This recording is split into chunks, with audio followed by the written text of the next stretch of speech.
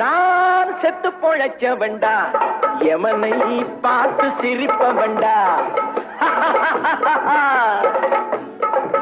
நான் செத்து பொழைச்ச வேண்டா எமனை பார்த்து சிரிப்ப வேண்டா.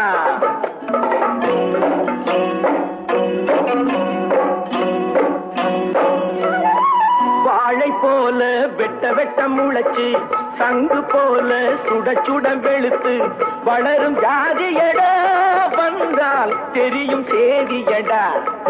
நான் செத்து பொழைச்ச வேண்டா எவனை பார்த்து சிரிப்ப வேண்டா.